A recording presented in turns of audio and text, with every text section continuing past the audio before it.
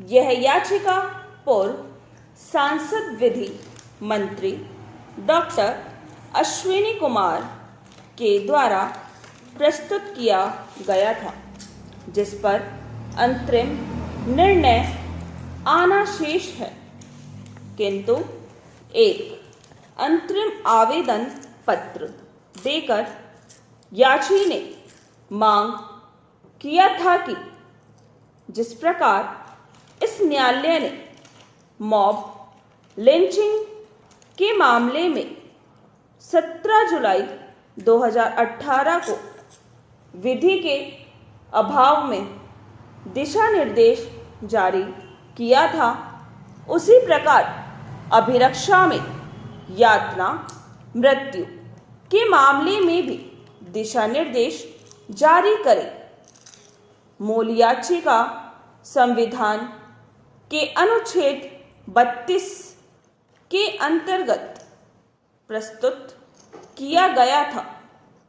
याचिका में यातना और अन्य क्रूर, अमानवीय या अपमानजनक व्यवहार या दंड पर संयुक्त राष्ट्रीय कन्वेंशन 1984, जिस पर भारत ने 14 अक्टूबर 1977 को हस्ताक्षर किया है, के अनुरूप विधि निर्माण की अपेक्षा करते हुए न्यायालय से दिशा निर्देश जारी करने की मांग किया गया था।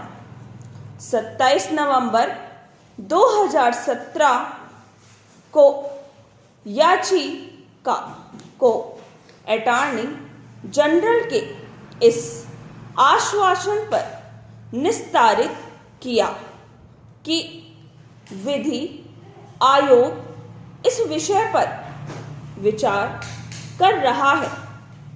याचिका कहना था कि मानवाधिकार आयोग, संसदीय समिति और विधि आयोग की रिपोर्ट के बावजूद अभिरक्षा में यातना पर सरकार ने अभी तक कोई कानून नहीं बनाया।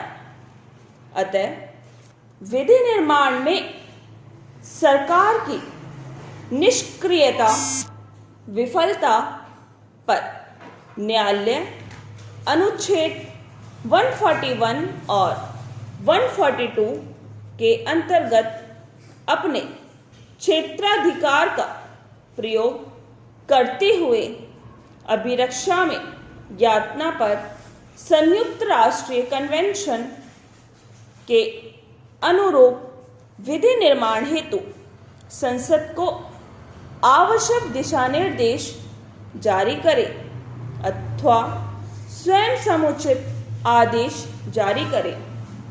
दूसरी तरफ सरकार की ओर से तर्क दिया गया था कि प्रश्नगत विषय संविधान के समवर्ती सूची के अंतर्गत आता है, इसलिए राज्यों से उनका समर्थन मांगा जा रहा है और दिनांक 27/6/2018 से लेकर 20/12/2018 तक कुल 3 बार रिमाइंडर के बाद राज्यों के सुझाव प्राप्त हो चुके हैं।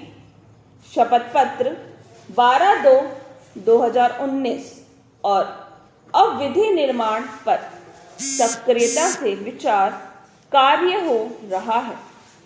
दोनों पक्षों को सुनने के बाद पूर्णपीठ को यह विनिश्चित करना था कि क्या इस न्यायालय को संयुक्त राष्ट्रीय कन्वेंशन पर आधारित होते हुए अभिरक्षात्मक यातना पर एक स्थायी और विस्तृत विधान निर्मित करने के लिए संसद को निर्देश जारी करना चाहिए और क्या न्यायालय ऐसा कर सकती है? पैराचेंज। भारत में लिखित संविधान है जो सर्वोच्च है, जो राज्य के तीनों शाखाओं अर्थात विधायिका, कार्यपालिका और न्यायपालिका के शक्तियों, कार्यों एवं भूमिकाओं को विभाजित करता है। ये विभाजन तीनों के लिए एक सीमाएं हैं और तीनों की शक्तियों, कार्यों एवं कृत्यों को चेक करने तथा अतिक्रमण नहीं करने के लिए संविधान द्वारा ही सीमाएं निर्धारित है। सभी संस्थाओं को अपनी सीमाओं में रहते हुए ही कार्य करना चाहिए और अन्य क्षेत्राधिकार में हस्तक्षेप नहीं करना चाहिए।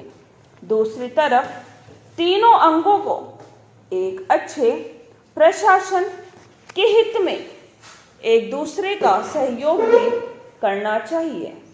ये अर्थों में विधि के शासन को सुनिश्चित करता है।